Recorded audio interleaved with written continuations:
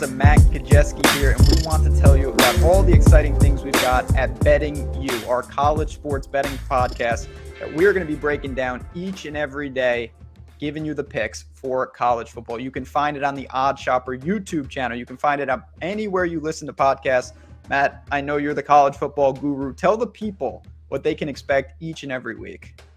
Yeah, we're trying to take a high-level, data-driven approach looking at the spreads and talking about these games on a weekly basis. We're also trying to give you an information edge college football. There's over 130 teams. There's a lot to stay up to date on. So early in the week, we'll be recording this show, giving you everything we think you need to know about the upcoming college football games. Absolutely. Here's a little sneak peek of what you can expect each and every week. We're going to be diving into games. We're going to be answering questions. We're going to be doing all the fun things here at Betting You. It is time to bet some actual games. And Matt, I want to ask you, last week we got things started, talked a little transfers, talked just the landscape of college football. The off-season Heisman market, is that something that you look to in the futures? And is there kind of that formula where we can get an idea of who might be live to win this award? Yeah, I think this is a beatable market. It's beatable primarily early in the offseason, and it rewards people that are following the news. They know the landscape of these teams. But not only that, you need to know who kind of traditionally wins the Heisman. There are a lot of really popular players out there that might not have the best odds and are actually kind of dead to win this award just based on the position they play, their conference, or maybe their team just isn't quite good enough to actually take down that Heisman award. So I do think this is a beatable market and one I try to attack every single offseason. You mentioned that Syracuse ultimately is towards the top of your favorite bets. What other team do you think stands out that you really want to put your money down on? Yeah, Syracuse under 5 is by far the win total I like the most. We just discussed that, but under 140 is a crime. I think you should take that one for sure. I like Boston College under 6.5. That's at minus 135. Just a team with a lot to rebuild, especially in the offensive line. And they have a tough schedule. I think this most likely lands on 5 most of the time, so 6.5 towards the under is pretty solid. And then NC State, there's a very real chance they're favored in 11 games this year. Their win total is 8.5. It is minus 150. If you don't want to lay that juice, I think you could bet them plus 500 to win the ACC. But that game likely comes down to them versus Clemson. And you mentioned a very good strategy, which is just taking them on the money line in that game, which is probably around plus 300-ish, depending on how these teams fare up to that point. Those are my favorite three. I mean, Texas, I just don't think they're going to be good enough to propel a running back to actually win this award. And from there, with running back, you're also kind of towing this line. You need them to be just a monster on the ground. Bell cow opportunity, like 300, 400 touches. Bijan has that in his range of outcomes, but the more you touch the ball at the running back position, the higher likelihood you get injured. And we can ask Bijan about this last year. He was out for the year. I mean, like week 8, week 9. So that's also a risk here too with Texas. Not to mention they have plenty of talent around Bijan. This is not an Alabama offense with Mark Ingram where they're just devoid of talent around him, but they have a solid offensive line and can pound the ball. The biggest question with Texas this year outside of Quinn Ewers at quarterback is their offensive line. They're not returning very much production. The production they do return is poor. Now, they got a couple 5 stars in recruiting, just incoming freshmen. But again, those are incoming freshmen. It would take a lot for them to just come in and end up being like the Alabama offensive line that propelled Mark Ingram to a Heisman. So overall, I think Bijan, love him as a player. He's the worst Heisman bet on the board. There you have it, folks. I hope you enjoy it as much as we do putting out this show. Again, you can find it on the Odd Shopper YouTube each and every week, as well as anywhere you listen to your podcast. Please support the show here at Betting You. I know for me and Matt, we are so excited to bring you the data-driven analysis and, of course, try to beat those closing lines each and every week to make some money in the betting markets. Matt, any final thoughts here at Betting You?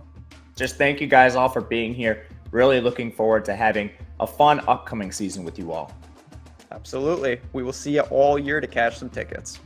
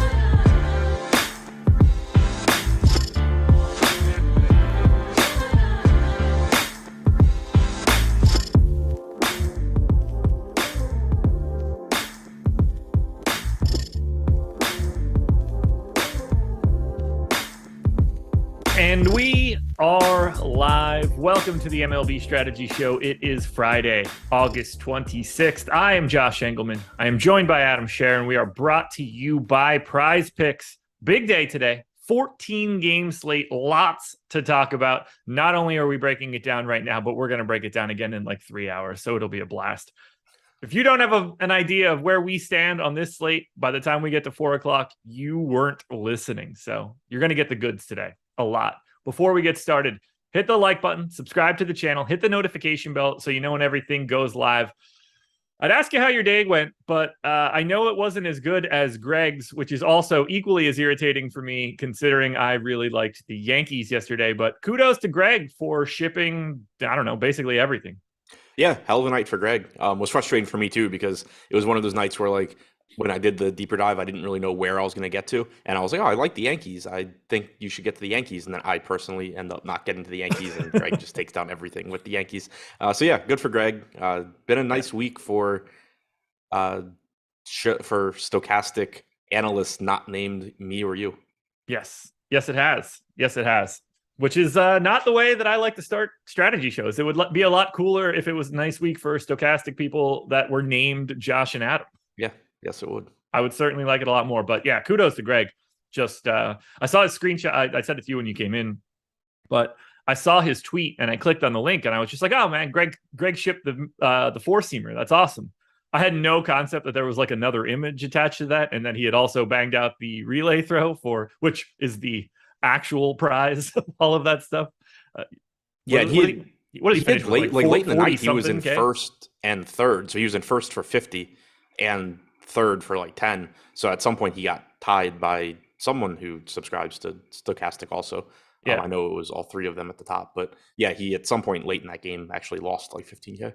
And I think at some point in time, with something needed to happen where he was live for first and second, which is, that's the way to do it.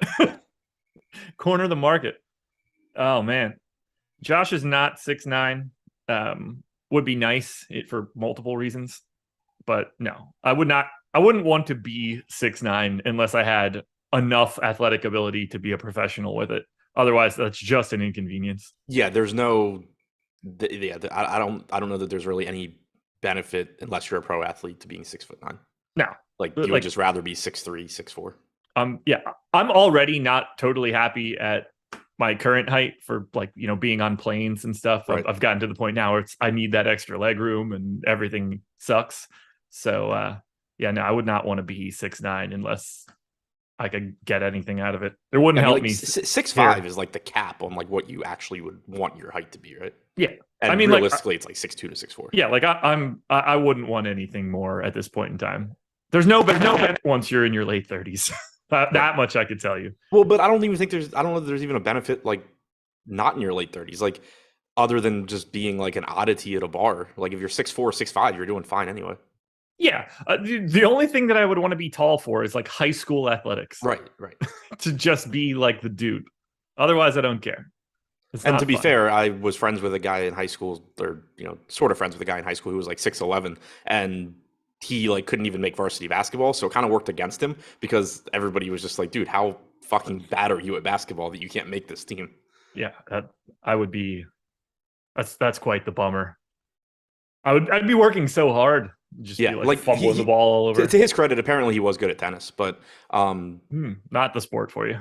Yeah, I mean, and that's relative. It's not like he like played professional tennis or anything that I know of, but like, it was. It always sucks. Like he wanted to be a basketball player, and so like everyone just assumed that he was like a good basketball player, and then it was like, dude, we're juniors now, why are you on JV? You're 6'11". Oh, that's brutal. Alrighty, well, we got 14 games to talk about. As much as I like to just shoot the shit about random stuff, this is going to take a while, so I'm ready to dive in if you are. Yep. Game number 1, Phillies and Pirates, 5.5 run implied total for the Phillies, 3.5 for the Pirates. Bailey Falter and Bryce Wilson going here. Falter 7% owned for the Phillies at 6,700. Bryce Wilson unowned at 5,800. Let's talk a little bit about Falter here. Is this a spot where you're looking to get a little bit of value against the Pirates? I mean, it's a good matchup. That goes without saying. Falter, I don't think is anything special. We have him projected for 7% ownership right now.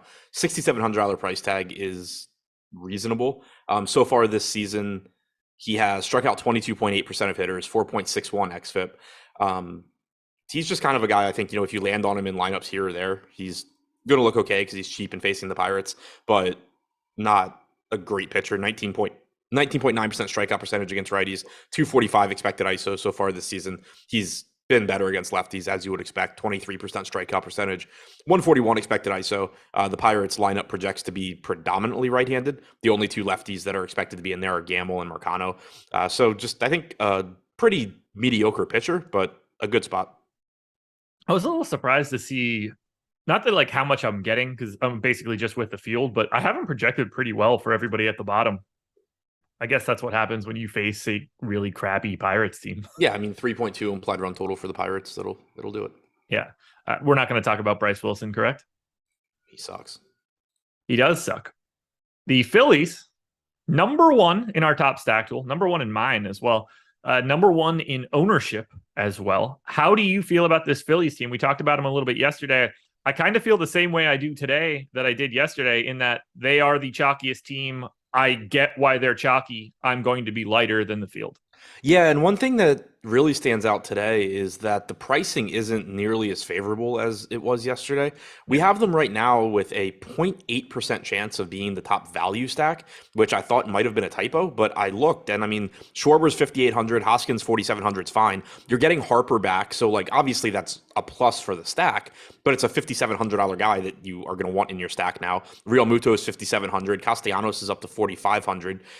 So they are expensive, and with it being a 14-game slate, there is going to be plenty of hitter value that you can use to round it out. I'm sure you can get the cheap pitching as well. We already talked about Bailey Falter at 6,700. That'll open some stuff up. So I do like the Phillies here. I do think they're probably going a little bit over-owned, especially because typically when teams are, like when you look at the top stacks tool and there's a team that's getting significantly more ownership than their top stack percentage, if I play them, it's normally because they also have a really good value score and I'm able to, just be building really good lineups around them. I don't really think that's the case with Philly. So it just sort of makes them like effectively a little bit more over-owned, I think.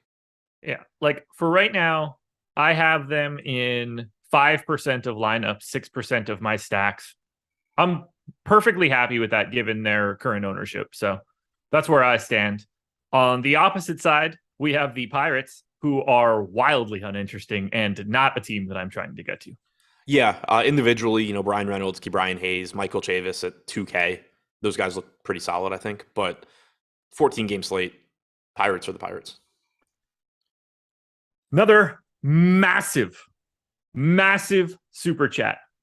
I don't know if you tried to do that and that decimal point slipped a spot. We get a lot of super chats from George here, and this one is no different. This is a big one. George is the guy that tied with Greg for the relay throw last night. Cashed the big relay again.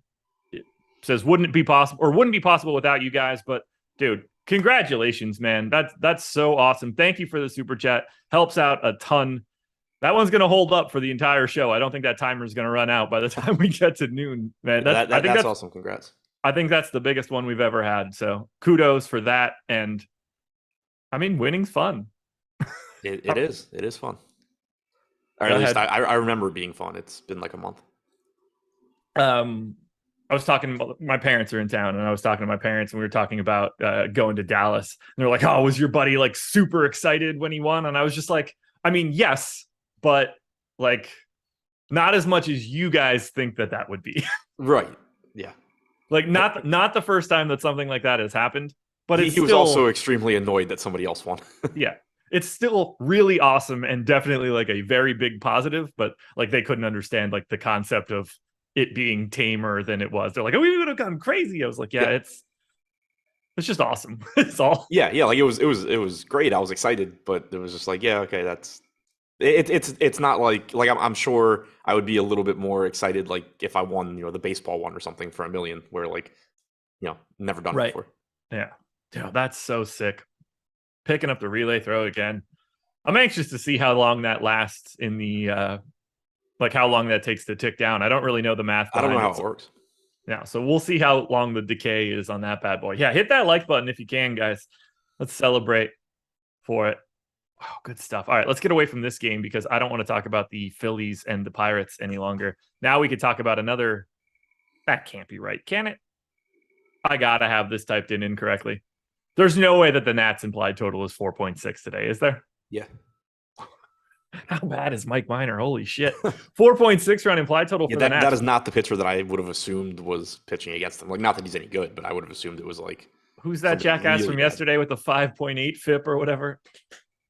What'd you say? Who's the guy from yesterday that was like, is like not a major league pitcher? I don't remember. Oh, God. I don't remember. Anyway, Nats and Reds. Cade Cavalli. No, the dude with like the 5.6 FIP. Caprillion? No, this is only like 4.8 or 4.9 or Caprillion's like 5.3. But yeah, I don't remember. I know I remember there being like an extremely bad pitcher. I just don't remember who it was. I can't remember his name. It's not the type of guy that I'm going to retain because I don't think he's long for the league. Cade Cavalli and Mike Minor going in this one. I am very, very confused by how the run total for the Nats is as high as it is here. Like, it makes me feel like this game should be in Cincinnati. Anyway, Cavalli, 6% owned. Yeah, that's what it was. Justin Dunn. Cade Cavalli, 6% owned at 5K. Mike Minor, not owned at 5,900. Do you want pitching here? Because I would have assumed these offenses don't look very good.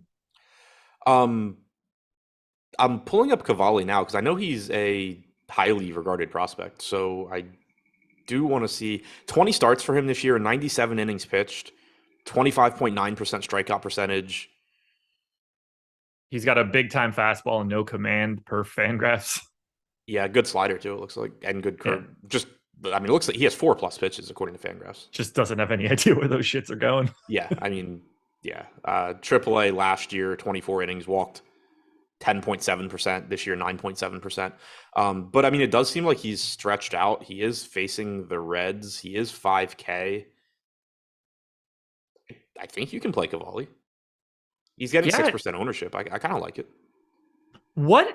Let's just have this conversation then. Why do the Reds have such a high implied total? What are we missing here? Do they get like extra innings today? 3.9. For the Reds, that's. They're facing a guy making his major league debut. Like, he's probably not going to be that good right out of the gate. There's like 5 guys on the Reds that shouldn't be making major league starts. Yeah, that's fair. Also, It looks like it's relatively warm in DC too. But not 95 or anything, just like mid-80s. This one I don't get. If it helps, I recommended the under on my betting video last night. So go ahead and follow me there. I'll get to some Cavalli. I think that's totally fine. I got like 6%, just like the field. I actually got a little bit of Mike Minor too, because it's not like I think the Nats are any good. Yeah, Minor though. My God. I'm not excited about it. He's another one. Like, he was solid as a major league pitcher, but you just knew that like when he fell off, it was going to be bad. Yeah. And so far this year, only striking out 17.5% of hitters, 5.2 xFIP for Minor. It's been bad. He's allowed a 211 expected ISO to righties, only 134 to lefties, but you're going to get a right-handed heavy lineup from the Nats. This is the first time in a while I actually do have interest in the Nats. And then we look at ownership here. Nats are 3rd in aggregate ownership. The Reds are 8th. Nats are just 8th, though, in our top stack tool. This is where you go for value. I would rather not do that. I like the Nats here. To me, this is a bit different than the Phillies because even though the Nats are also projected to go over-owned, 1, it's not nearly the raw ownership the Phillies getting. But 2, we have them with the second highest top value percentage on DraftKings at 18%. Minor really has not been good this year. He's really struggled with righties. Luke Voigt, 3,400, gives you power. Nelson Cruz is only 3,100. Lane Thomas is 2K flat. There's a lot of value to be had in this lineup in a good spot against Minor. So I do actually like getting to them. I actually got to slightly more of the Reds, who are, I don't know, kind of like a crappier version of the Nats for today, but just without the ownership, unless you're worried about Jake Fraley. This is just the weirdest game for me to look at. I don't know why I'm getting a little bit of Cincinnati, but I am. They're clearly free. 13.7% chance of being the top value stack is 3rd. They're directly behind the Nats, but it's sort of a big gap. They're 3rd for me as well. I don't Also know what worth I'm going to mentioning end up with the Nats too. Like Joey Meneses hitting second. This guy like never. I mean, he's 30 and is just now getting to the major leagues. But it almost seems like he changed something or figured something out. He basically like for most of his minor league career just had no power. And then 2018, 199 ISO at AAA. 2021. 287 ISO at AA, 192 at AAA. This year, 203 at AAA, 270 through his first 77 plate appearances in the majors. Steamer projects him for a 197 ISO. Zips is at 168. I think there's some power in that bat. Yeah, I think so too. This is a weird game. I wish it would like just get rained out so I didn't have to think about it because I don't understand it at all. And that's usually not a good sign. I just feel like I'm on all the Nats here between Cavalli and the bats. Yeah, I don't. Cavalli, I get like at 5K, I'm down for it. It's Yeah, the my only Reds kind on of the question mark on opposite side. Cavalli is like, do you actually need that price tag? Because like you have Garrett Cole, you have Bassett, both of them in fantastic spots. You have Bieber on the slate. You have Strider, who is actually reasonably priced. Musgrove in a good spot. So like there is certainly opportunity cost on this slate, and typically you kind of just haven't needed those cheap pitchers.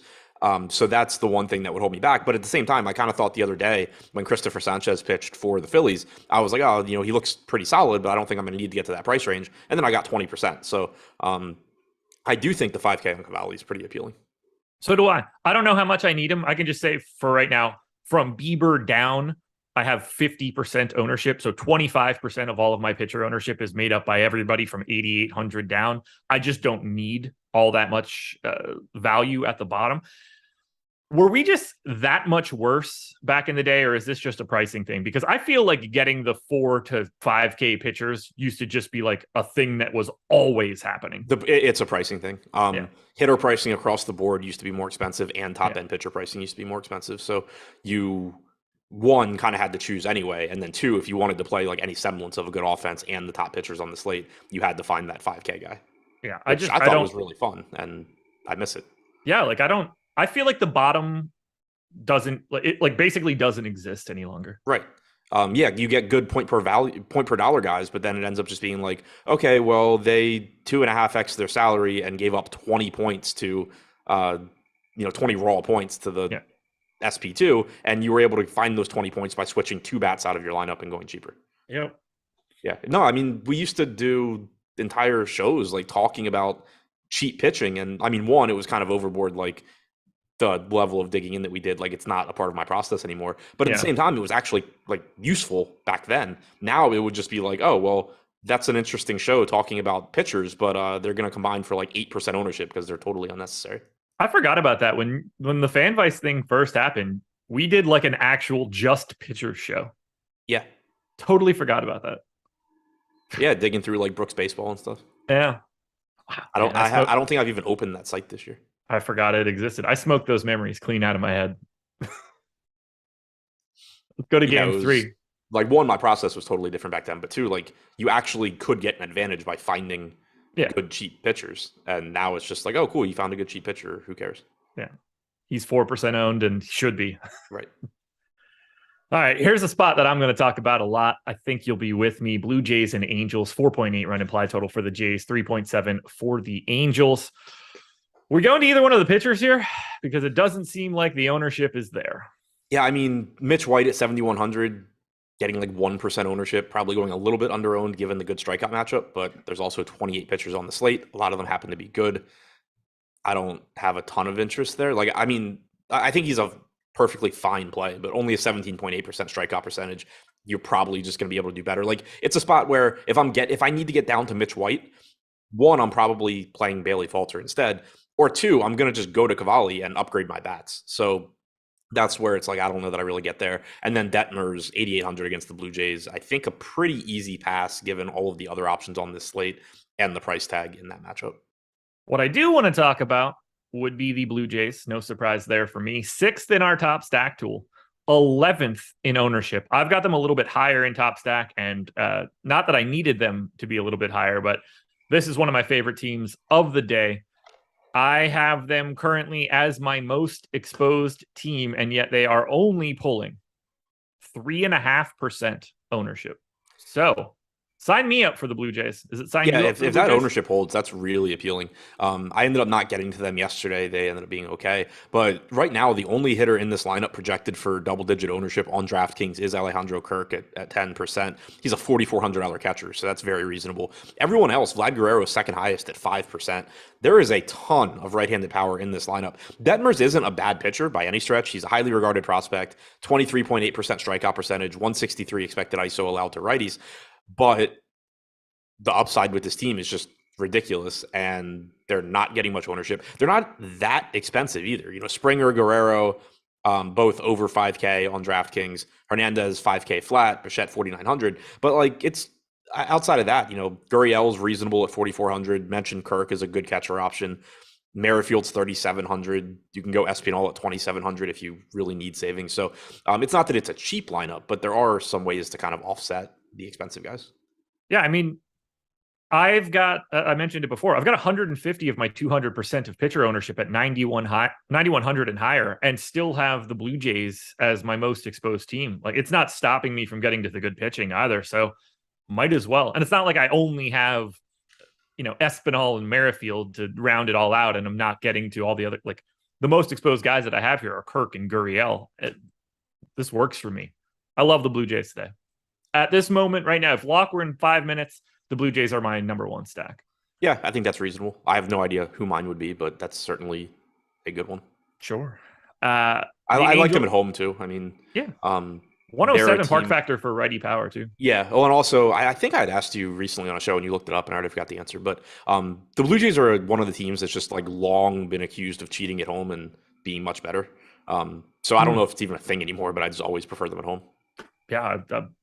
I hope that's the case, and I will work that into them. I don't think it was me. It might have been Greg. But I hope they cheat at home because I like them today and they're at home. So far this year at home, Toronto, where the hell are they? Those are pitchers. That's not helpful. I'll find it in a minute. Okay, great. I think we can pretty quickly get away from the Angels. They are 13th in top stack, 13th in ownership. That's about where I have them, and I'm not really getting to them, and I rarely do. Yeah, right there with you. It goes without saying, Ohtani, Trout, always playable. Renjifo's reasonable, so is Ward, but I don't think I get too much of them here. All righty. I don't have anything else here. Nope. Sweet. All right, schedule for the rest of the day. Adam and I will be back in a couple hours at 4 p.m. Pay attention to this one, folks. It's earlier today. Deeper dive, 4 to 5 today. MLB live before lock, 5 to 6. We have NFL live before lock going from 6 to 7 tonight. So our MLB shows are bumped up an hour. If you're showing up at 5 o'clock for the deeper dive, you are just simply going to get live before lock. I know that'll be a slight letdown because it won't be Adam and I, but it's still a great show, I promise. MLB Top Stacks, also free. We're going to talk about that throughout this show. So if you want to check out what we're talking about, go to stokastic.com to see our Top Stacks tool. You got it? Yeah. So not anything too crazy, but so at home this year, 20.4% strikeout percentage, on the road, 20.6%. At home, 178 ISO, on the road, 158. At home, 121 WRC plus, on the road, 112. So they've been good everywhere. It used to be, and this was 3, 4, or 5 years ago, before the Houston thing, when this was really prominent. But it was just the Blue Jays would literally be league average on the road, and then just the best offense in baseball at home. It was them and Cleveland were the two where there were rampant rumors of them cheating, and you looked at the numbers and it was they are almost certainly cheating. Red Sox and Rays, 4.5 run implied total for the Red Sox, 4.2 for the Rays. Michael Wacha and Ryan Yarbrough, neither guy pulling any ownership, and I don't really see a reason they should. No, neither do I. Just a big slate and two pitchers that they're both good enough that on smaller slates or certain specific slates you end up getting to them. But here, I just don't really see a reason for either one. All righty. Let's talk Red Sox bats then. 9th in our top stack tool, 5th in ownership, but no one in double digits. So it doesn't strike me as all that problematic. To me, they're also a pretty decent value stack. I'm actually getting to Boston, even though they're showing up as a negative leverage team. I just like them here. Yeah, Boston's been a team recently where like I typically don't really like them in terms of like trying to explain their offense, but Yeah. then I make my lineups and I'm just like, oh great, more Boston today. Happened last night. It's happened a lot recently. Wouldn't be surprised if it happens here too. I think Yarbrough is a decent pitcher, but going from Tropicana Field to Fenway and dealing with a bunch of right-handed bats certainly isn't ideal for him. He has allowed a 194 expected ISO with only a 15.7% strikeout percentage to righties this year. Christian Arroyo remains very inexpensive, hitting in the middle of that order. JD Martinez, Xander Bogaerts from the right side, both are going to look good as well. Devers obviously is always playable. Dahlbeck has power. I do like Boston here, and I assume I'm going to get to more of them than I really want because that's been the case for a while. They're kind of like KC light for me at this point. Yeah, I don't really know how to explain it. Like I have their top stack percentage slightly lower than we do. I have their top value slightly lower than we do. I have them as a negative leverage team based on that information. And yet I am 2xing the field on the Red Sox. There's something about it that like that relationship between points and ownership is more appealing than the things that are around it at this point. Yeah.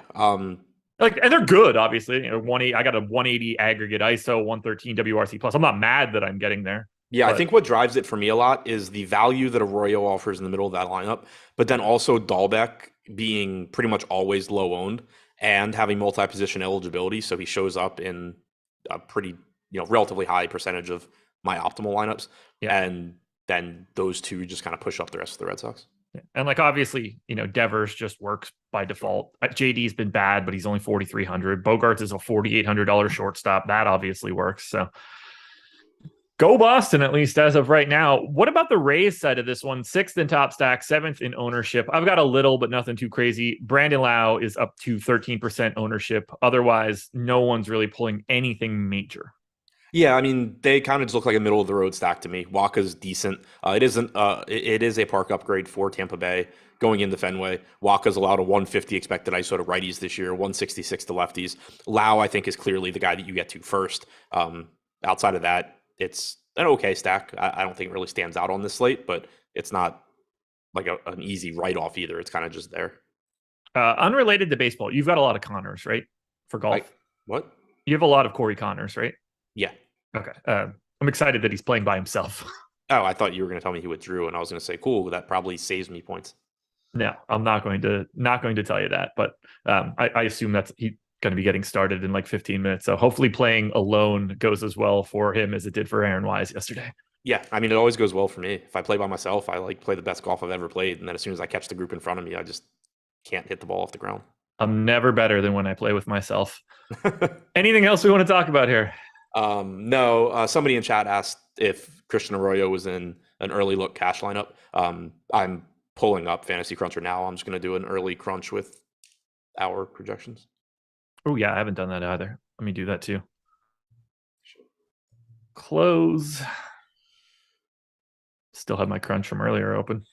The answer appears to be no, because Brandon Lau is getting in a lot of lineups, and when it's not him, it appears to be Marcus Semien at second base. Let's see. I'm getting Cole everywhere. I don't know who the hell Alex Call is, but he's everywhere. Likely leadoff hitter for the Nats. I mean, I could have told you that he was on the Nats. I did not know what position he was playing. That's for sure. So I am getting Arroyo and everything. I think so. I think Arroyo is reasonable. He's just not like showing up using our projections because second base is Brandon Lau, Marcus Semien, and then a very, very small amount of Jose Altuve. Yeah. Arroyo is the guy for me that's showing up a ton. We'll see how much that actually matters. But Bryce Harper's in like everything. Keeper Ruiz, Lane Thomas, both in like everything. I'm very different today. Meneses is in 75%. 14 for me. Kirk, Harper, Arroyo, LaStella, Hoskins, Fraley. Yeah, Fraley. I mean, not too crazy, right? No, just feel like I'd rather go to a Nat. I'm with you. I wouldn't have thought it either. All right, Mets and Rockies, 5-run implied total for the Mets. 2.9 for the Rockies. Chris Bassett and Chad Kuhl. Bassett pulling some ownership here. He is, I don't know, basically tied for second in ownership. It's Garrett Cole and then a group of three guys. Bassett at 26%, 9,900 against the Rockies. I'm basically right there as well. I don't have anything negative to say. He's going to go pretty deep in this game, and he's got a great matchup against a crappy Rockies team. Yeah, really good matchup against the Rockies outside of Coors, away from home. Not surprisingly, they've been one of the worst offenses in baseball this year. Bassett has a respectable about 24% strikeout percentage, 3.5 xFIP. Probably a little overpriced at 9,900 given just the number of other options on the slate, but I don't think it's anything crazy there. We have him with the second highest top two pitcher percentage at 17%, 26% projected ownership. I think he looks good. We can just skip Chad Kuhl. I'm not even going to ask. Third in top stack, fourth in ownership. That would be the Mets. I'm basically just holding hands with the field here. Do I want to get there? Yeah. Do I love the park? No. Is it a great spot against Chad Kuhl? Absolutely. Yeah, I think they look good, but again, the park's not great. It is a big slate. Kuhl has struggled with lefties this year, which isn't surprising. 189 expected ISO, 222 actual ISO. Looks appealing for guys like Nimmo, Lindor, Vogelbach. Brett Baty's showing up in a lot of those early cash lineups at 2,400. He got into like 80% of them. He, I think, is a good value option. So I do think the Mets look good overall. They are relatively expensive. You can offset some of that if you play Vogelbach over Alonso. Vogelbach's a good play, but obviously in a lot of stacks you would like to get to Alonso if you can. But if you do go down to Vogelbach, that saves you some money. Using Brett Baty saves you some money. So I like the Mets here. I think that the ownership's more or less where it should be given their top stack percentage and the relative lack of value that they offer. We can just skip the Rockies, right? Yep. Bingo. Rangers and Tigers, 4.5 run implied total for the Rangers, 3.6 for the Tigers. Glenn Otto and Tyler Alexander. Neither one really pulling too much ownership. Alexander pulling none. Glenn Otto at about 6%. And I can't really advocate for that too hard other than the fact that he is a starting pitcher and he faces the Tigers. Yeah, he's a starting pitcher. He's 6,200. He's facing the Tigers. I think I would rather play Cade Cavalli for 1,200 less. Like with Glenn Otto, you know what you're getting, and it's a shitty major league pitcher. With Cade Cavalli, you don't know what you're getting, and it could be a talented major league pitcher. It probably isn't at this point, but I like the unknown there as opposed to like knowing you're getting Glenn Otto. Yeah, I think that's totally fine. If in a perfect world, I have probably neither of them. Sure. And just go about my business, but I agree with your sentiment there. We can skip Alexander, right? Yep. Let's talk Rangers bats then. 11th in top stack, 12th in top value, 10th in ownership. They feel middle of the park, but is this just an interesting spot because they're facing Tyler Alexander? Yeah, like he's allowed a 192 expected ISO to righties this year. He's only struck out 9.6% of righties, 17.8% strikeout percentage in a limited sample against lefties, has allowed a 182 expected ISO there as well. Marcus Semien looks good. Adolis Garcia looks good. Both of those guys from the right side. I think Heim's a reasonable catcher option. Lefty for Seager and an expensive price tag there. Not somebody that I would come anywhere close to in cash, but certainly if you're stacking the Rangers, you can still go there and just hope that they get Alexander out of the game early. But I think the real priorities from Texas are Semien and to a lesser extent, Garcia and Heim. Alrighty. Yeah, I actually got to a little bit of Texas here. And this is sort of like Boston in that I don't totally understand it based on the raw data, although I do have them 4.7% chance of being top stack. So a little bit positive leverage in comparison to ownership. And I'm getting to the guys that you would expect the most here. Semien, Seager, Garcia, Jonah Heim, Nate Lowe as well. Like, it's not as interesting for Mark Mathias, who I have in right now, or Duran at the bottom. It's more concentrated at the top, and I don't mind the top of this Rangers lineup today. Yeah, and I mentioned it when we were talking about Arroyo. Marcus Semien in particular showing up in like 30% of the top 100 lineups that I crunched using the Stokastic projections. There we go. Alrighty. Then we'll go to the Tigers, who are, oddly enough, more owned than the Rangers here, but coming up at a crisp 17th in top stack, 2.8%. But they are free today. Bottom 6 guys in the lineup, and 7 of 9 appear to be flat 2K. Is this a spot where you want to go to value? For Detroit? Yes. No. I think you can. I Kerry didn't really Carpenter get in to them. particular, 2K. I do like that spot. Glenn Otto just isn't very good. 200 expected ISO for Otto, one to lefties, 179 to righties. Kerry Carpenter does have power, just should not be 2K. Riley Green, 3,500 looks good. Victor Reyes at 2K looks good. I like the Tigers as much as one can like the Tigers. Fair. Yeah, I didn't really get to them. I'll find value elsewhere. This is not for me. Most I got is 2.6% of Kerry Carpenter. Yeah, I think he's my favorite bat from the Tigers. He is my favorite bat from the Tigers. That is faint praise. Yeah.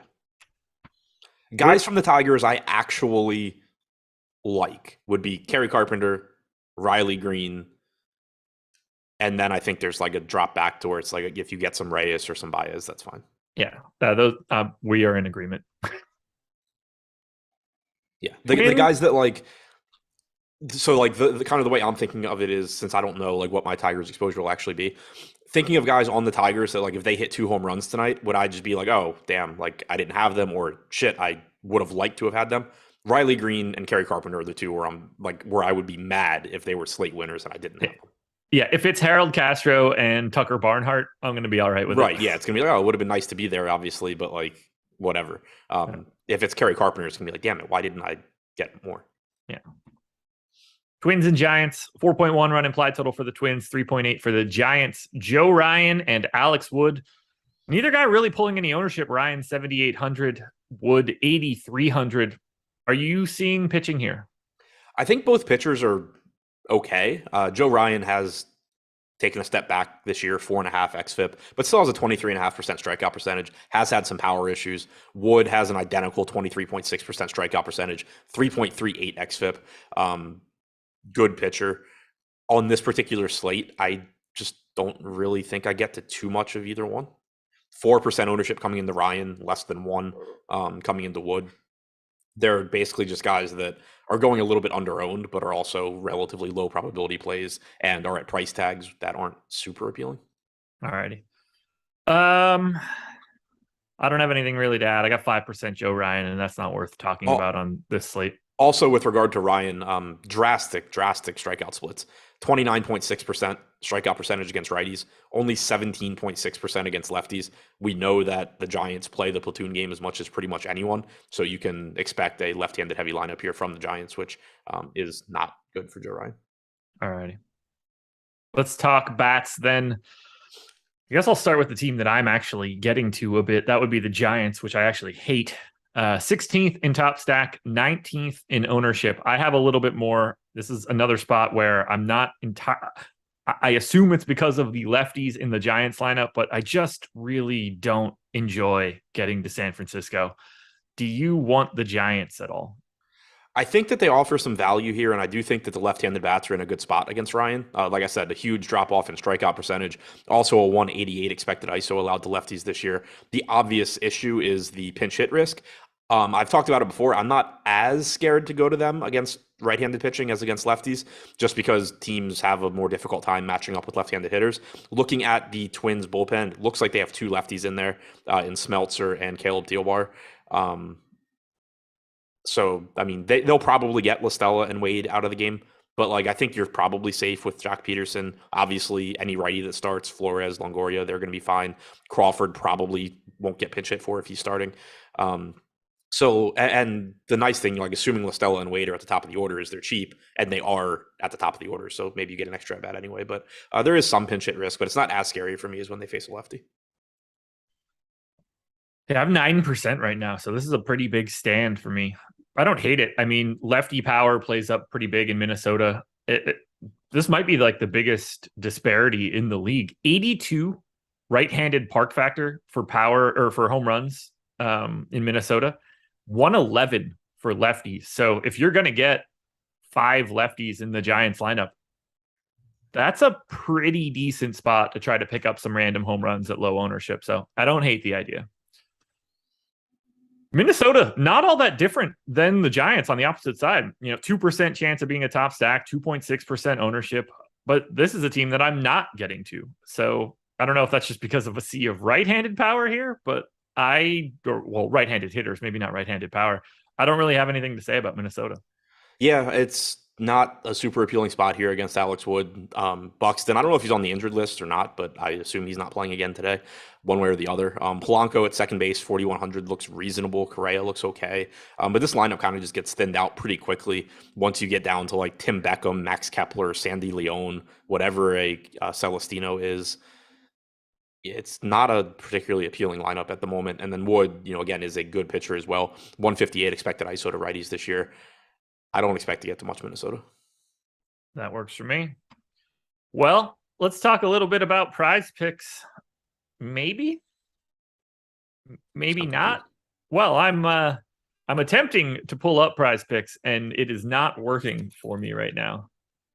If I click log in, I don't have that ability, but maybe that's my ad blocker. That is my ad blocker. So we'll move forward here. Apologies for that one. Prize Picks, presenting sponsor of this show. If you use the promo code AWESEMO, AWESEMO, you can get up to a $100 match deposit bonus. So if you put in like $25, they're only going to give you $25. But if you put in 100, they will match with 100. And you don't have to worry about like Sharks optimized. It's not the same sort of style of fantasy contests. We're basically building parlay cards across all sorts of different sports. Clearly, baseball works, but college football, golf, soccer, tennis, League of Legends, all of the racing stuff, whether that's F1, NASCAR, Xfinity, they've got everything for you. We've got a ton of stuff at Stokastic.com that could help you out either behind the paywall or maybe even just using Odds Shopper to get you there. I'm going to hit Adam with a couple pitcher fantasy scores for today. We'll see where we end up. Let's start with, let's see, not a lot of guys that we've already talked about on here. Who's not good? All right, here we'll start with a not good guy. Mike Minor, 21.5. So typically the trend is that I'm going to say over. That's what I would say. What the hell? Oh, still on DraftKings. I thought I'd switch to FanDuel, and we had him. Were you like, oh my God, way under? He's got 11. 23.7, so over. 23.8, so over. Let's go to the Phillies now with Bailey Falter. Over under 31.5. A little rich for my blood. Yeah, under. Alrighty. And then one last one. We'll go to the Mets. We'll take a look at Chris Bassett. Let's see, game number 5. Chris Bassett's line at Prize Picks, 38.5. It's actually closer than I expected, but under. Same. I guess that's what happens when you get to face the Rockies outside of course. Right. It is an under for me, but it was likely a stay away. Go check out Prize Picks, everybody, presenting sponsor of the Strategy Show. Brewers and Cubs. 4.1 run implied total for the Brewers, 3.4 for the Cubs. Freddie Peralta and Justin Steele. No ownership going to Steele. This next spot is the most interesting one for me. Freddie Peralta is currently projected for 26% ownership. How do you feel about that at 8,700? I don't totally get it. Same. There are a lot of strikeouts in the Cubs lineup, for sure. 3.4 implied run total is nice. Peralta is not a bad pitcher. Like, we've seen him have plenty of success in the past. So far this year, he has about a 27% strikeout percentage, which is third highest on the slate behind Strider and Cole. 3.64 xFIP. He's good. Like, he should certainly be getting ownership here. It just kind of seems like he's getting a little bit more than he should, given all of the other options on the slate. Like, for example, we have Shane Bieber with a slightly higher chance of being a top 2 pitcher, but slightly less ownership than Peralta at only $400 more. We have Spencer Strider, who's $800 more, slightly below him in top 2 pitcher percentage, which I don't necessarily even agree with. But besides that, getting, like 17% ownership compared to 26. Musgrove is $600 more, getting half the ownership. It just seems like a spot where I think he's a good play, but probably just getting a little bit more ownership than he should.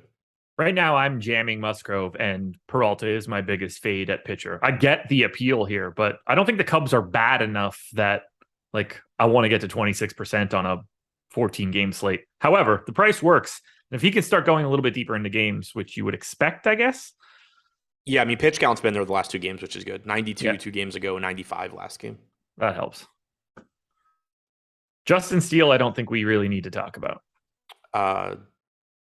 probably not on this slate, especially at 7,600. He's a solid pitcher, but not a great strikeout pitcher and not at a great price tag either. 24.5% strikeout percentage as a starter this year, actually better than I realized. 3.44 xFIP. Like he is good, but I just doubt that you really get there on the slate. Yeah. Well, let's talk Brewers bats, I guess, first. 18th in top stack, 15th in ownership.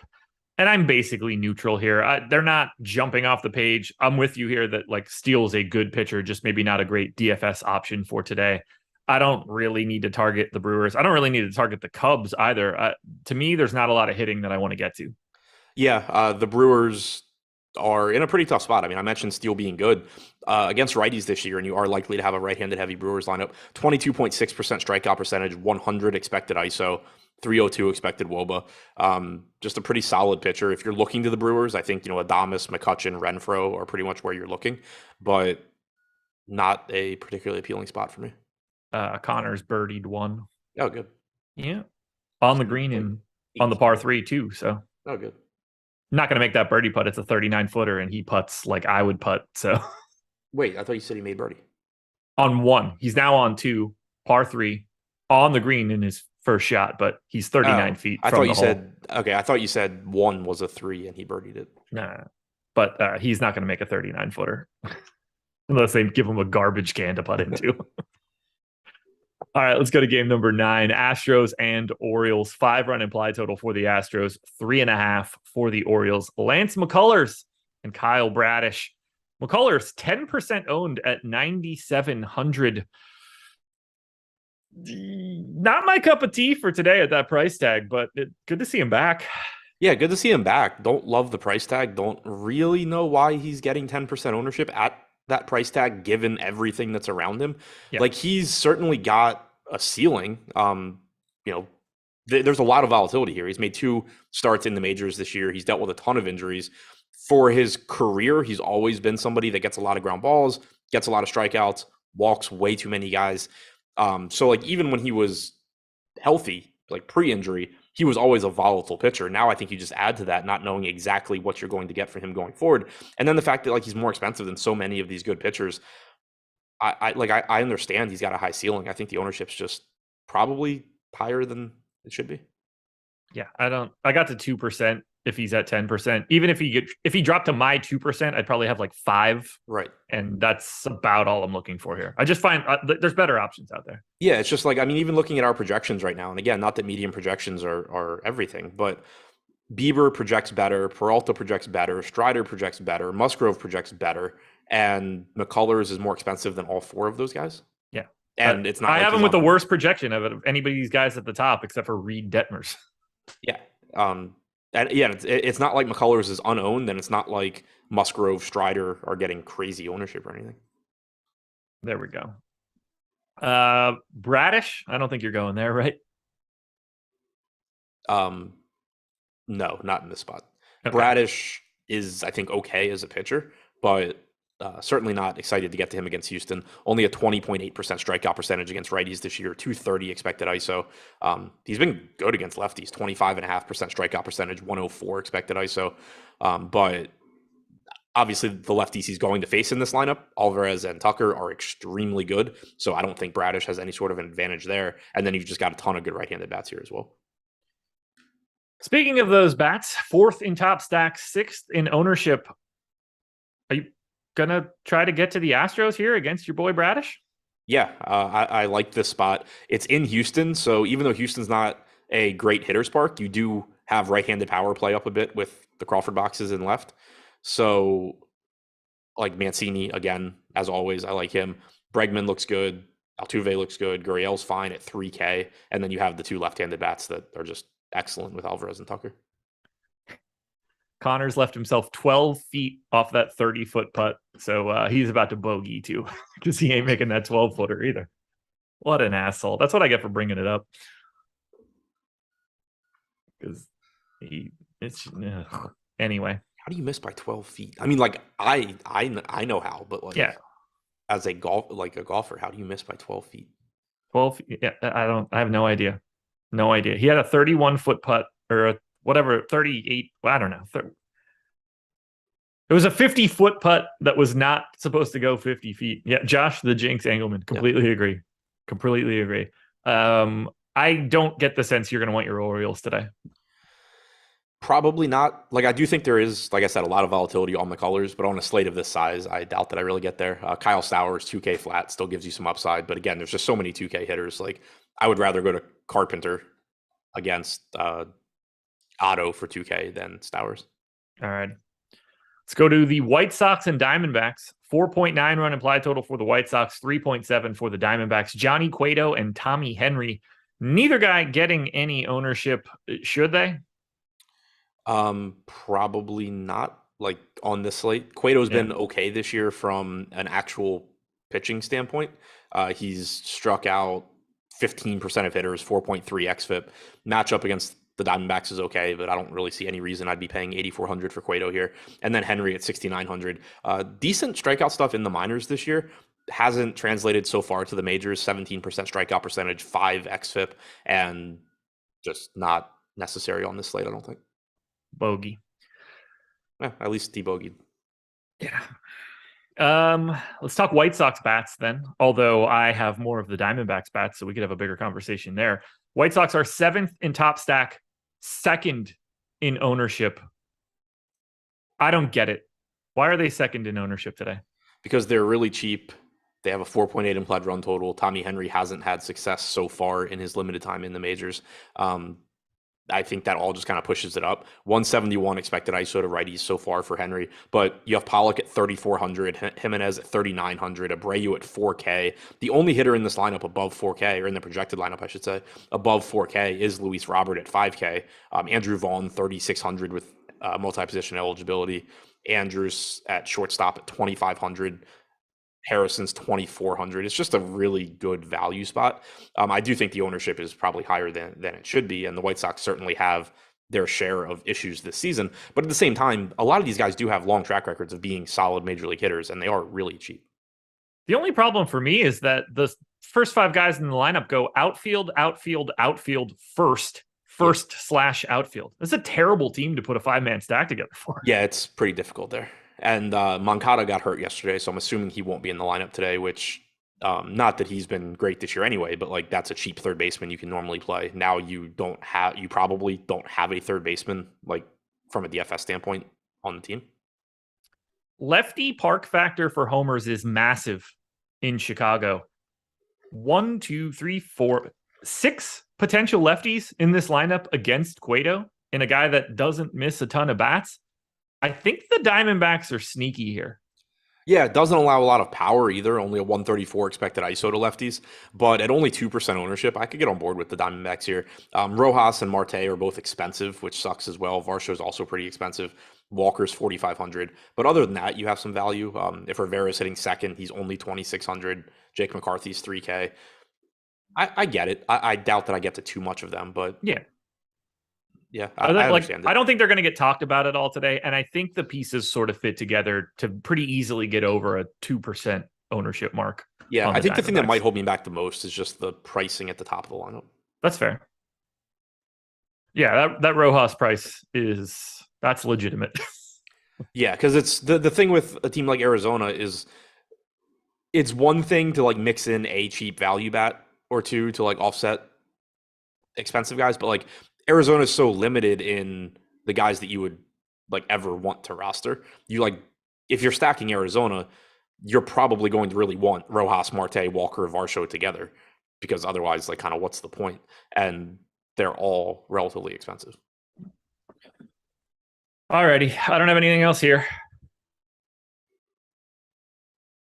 No, me neither. If you are interested in preseason NFL DFS, I got something for you guys. This one's pretty good.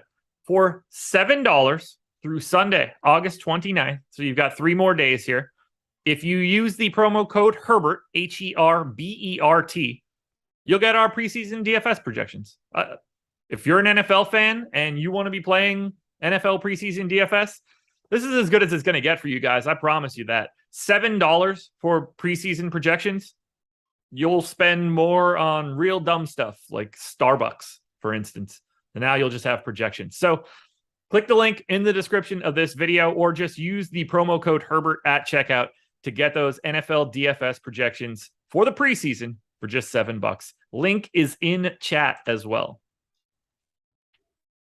Royals and Padres. 3.5 I just saw a tweet. I'm not sure if you followed this yesterday, but Matt Kalish tweeted that Vegas Dave was going to open I did, and I was just like, Jesus.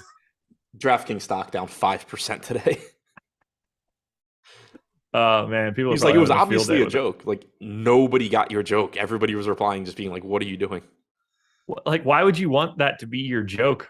Yeah, why are you tweeting jokes as like the CEO or whatever he is of the company? Like, just shut up and do marketing. Yeah, incredible. Did that guy really send 3 $500 super chats? No, he sent 1. But that would be cool too. All right. Royals and Padres, 3.5 run implied total for the Royals, 4.8 for the Padres. Adams' boy, Chris Bubich, going for Kansas City. Joe Musgrove going for the Padres. Relative to ownership, this is my favorite arm on the slate. 13.5% owned for reasons. Great strikeout matchup on the opposite side. This is the guy I want to get to. He's my second most exposed pitcher. Yeah, I like Musgrove quite a bit, especially at this at the 13.5% ownership projection. No Vinny Pasquantino for the Royals. He's on the injured list. That's a very difficult strikeout and a very good hitter that is not in this lineup.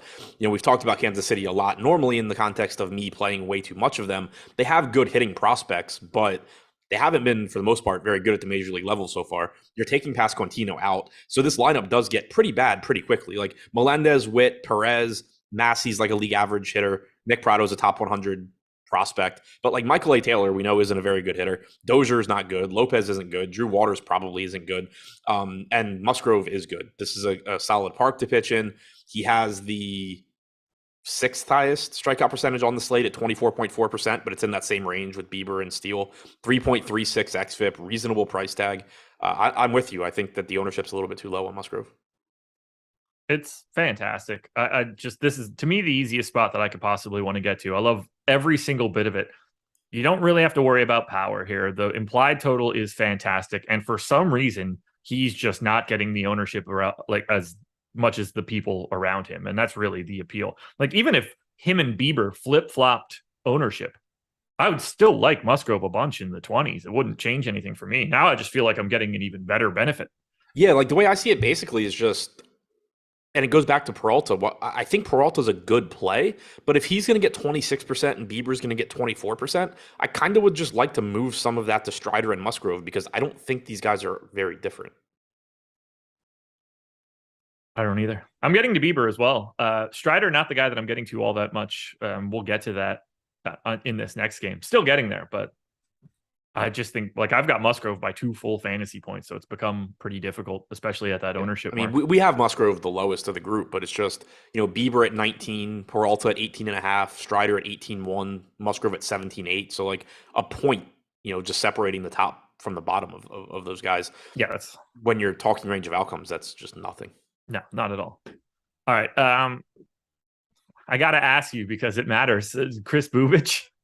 I hope not. I probably, I don't know. I'll probably have 40%, but no, I don't really have any case to make for getting to him. 6,300 is cheap, but again, like, I would just rather go to Cavalli in a good matchup. Bubich this year against right-handed hitters, 20.7% strikeout percentage, 154 expected ISO. Like, not horrible numbers, but nearly a 5 implied run total for the Padres. Just not a team that I'm looking to target. Not a team that strikes out a lot. Like, Soto is very tough to strike out. Machado is tough to strike out. I really don't think I'll get there. I hope I don't get there. Really curious where you land here. We have the Padres second in top stack. I have them 4th, but 2 full percentage points behind our mark here. They're not getting any ownership. So even at my number, they're a positive leverage team, but holy hell are they expensive. Yeah, I was going to say, because of the way I do mine, I assume I'll be lower than us, just because it directly factors in price. But But yeah, like I've had the Padres going underowned for a while recently and still just typically don't get to them because of the prices. If I get there, cool. Like I'm never upset about getting Manny Machado, Juan Soto, and Brandon Drury in a lineup together.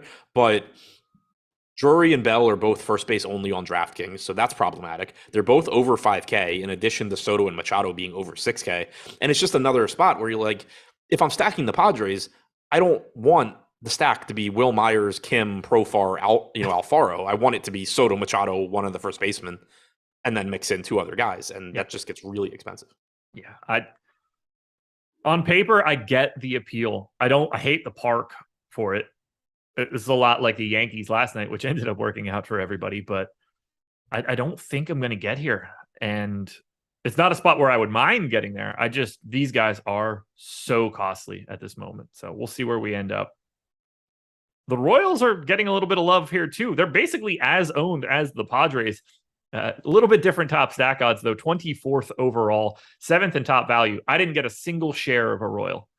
I'm sure I will, but like the guys that are going to make them look solid are Melendez having catcher outfield eligibility at a reasonable price tag. Witt has third base and shortstop. Perez is always a good catcher option.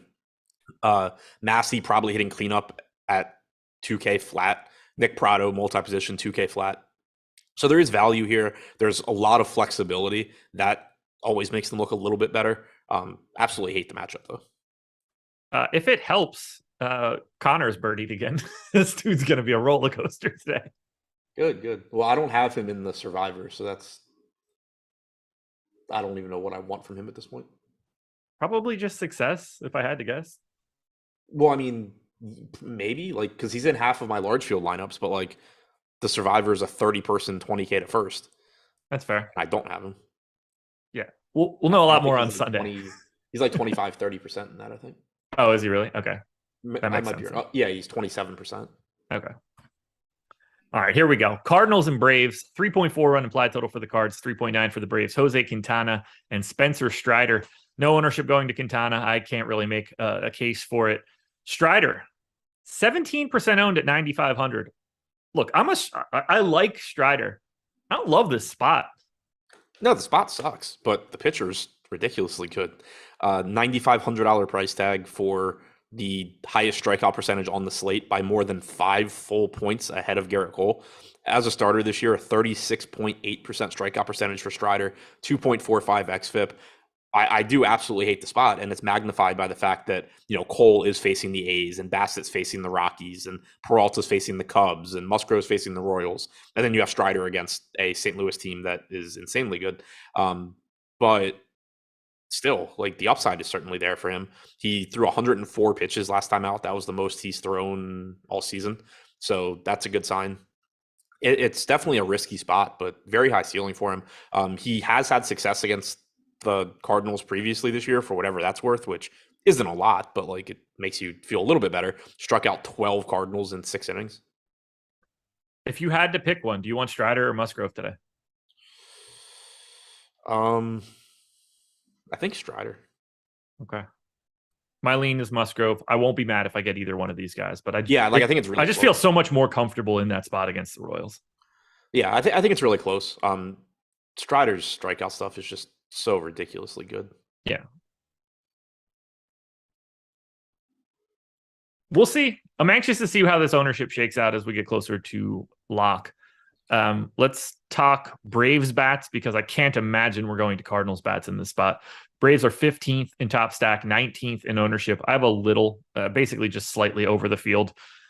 Anything I get of Atlanta is fine. There's just a ton of power here, but it's not like Quintana's bad. I don't really want offense in this game at all. Yeah, I'm kind of surprised at how low the Braves implied run total is here, because I don't think Quintana's bad, but I think the Braves have a massive amount of power. So, I don't know, kind of surprised. 146 expected ISO to righties, 18% strikeout percentage for Quintana this year. Acuna, Swanson, Riley, d'Arnaud, Contreras. Obviously, those two play the same position. Cheap Grissom. I kind of like the Braves at low ownership. Like, I always like the Braves when they're low owned. Yeah. And then now you're getting them against like a average-ish pitcher in Quintana. Yeah. I kind of like it. Okay. I wouldn't mind getting more. I mean, the 184 aggregate ISO is basically tied for the top. I've got like 4 teams that are within like a 500 or 5,000 of a point. So like they're all the same. There's a ton of power in this Braves lineup. If you want to try to buy home runs, that's fine. Tough to buy lefty power here, but I don't think that matters for someone like Matt Olson.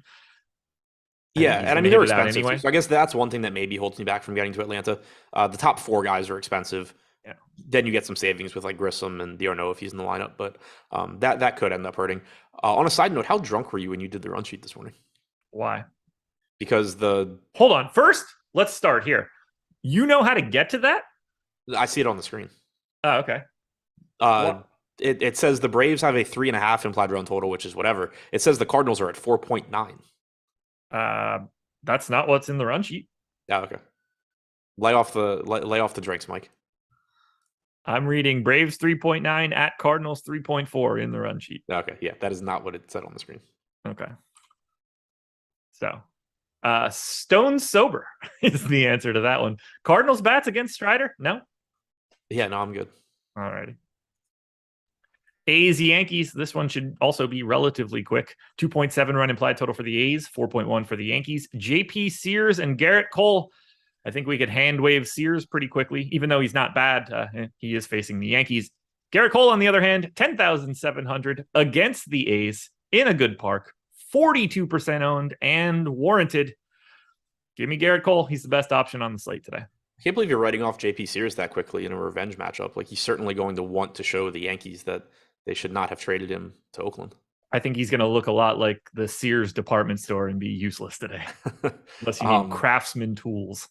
Yeah, I mean, Cole obviously looks great. I guess the only negative for Cole is that he is $800 more expensive on DraftKings than Bassett. But on top of that, like, everybody else is cheaper than Bassett. So you are talking about a decent price gap to get from like Bieber to Cole or Strider to Cole.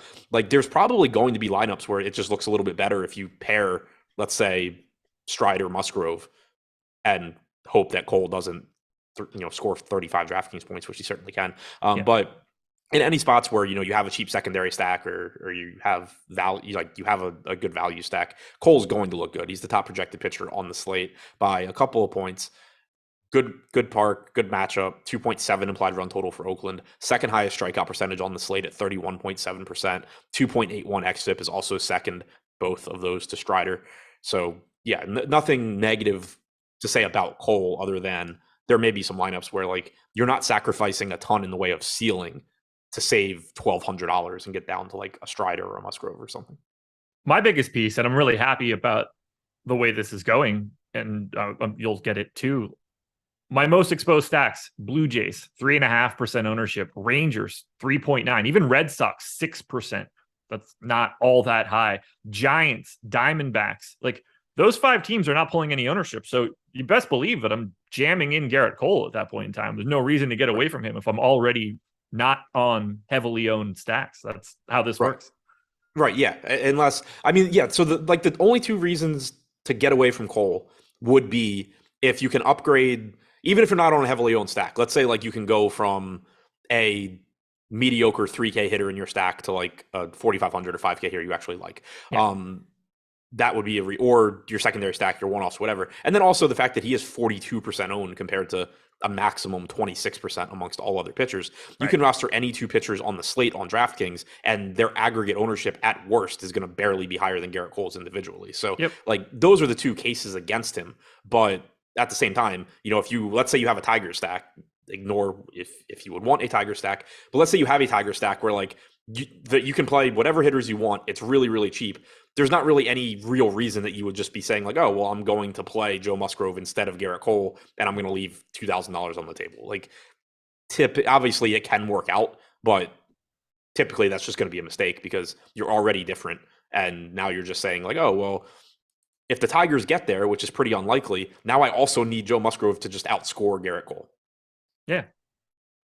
This is about to be the craziest statement here, although I'm not surprised by one half of it. By the way, the projected lineup I have for the A's only has 1 bat over 2,900, which is hilarious. They're still not the number 1 value, which is even funnier. Yeah. I didn't get a single share of anybody in this game from a hitting perspective on either side, including the Yankees. I mean, I didn't get much Yankees last night against Caprillion, and this is a worse spot against Sears. I still like the Yankees as a stack the same way I liked them last night, where it's just like they're not getting much ownership. They have a ton of power. I like them in the same way that I like the Braves, basically.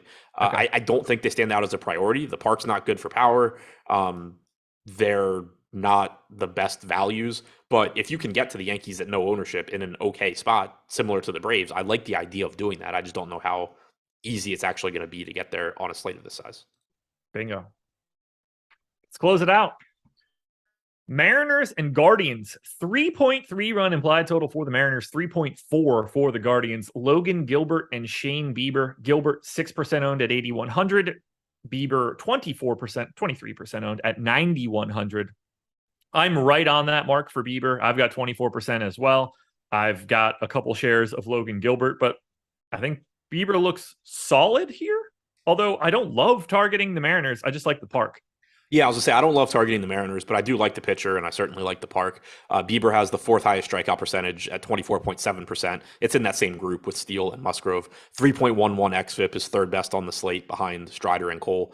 Again, a good park to pitch in. He just looks good. I do think that, we talked about it with Peralta, and I think it's kind of the same with Bieber. Like, I like them both, but I kind of just think that ownership should be flatter between Bieber, Peralta, Strider, Musgrove. Than it is. So, again, maybe a little bit of that Peralta and Bieber turns into Strider and Musgrove for me, but overall a good play, and you're kind of just, I think, nitpicking there. Yeah, I'm with you. Anything you want to say for Gilbert? The ownership's nice at 6%. The salary savings is nice. Like, he's not in that same price tier with those guys. He has a brutal strikeout matchup against Cleveland, but he's still in a good park for pitchers. He has a 22% strikeout percentage this year, 3.95 xFIP. The fact that you are getting that price discount and the ownership discount is kind of appealing. Like, I don't know how often you end up in that price range because there's basically no ownership projected to go to that range. So it makes me think that you kind of just either go cheap or you are able to find the money for better pitchers, but probably is going a little bit under owned here. And I basically don't have either one of these teams from an offense perspective. I'd be shocked if I got to Mariners and Guardians today. Yeah, I'd be really surprised. Like, the park's not good for hitting. Both pitchers are very good.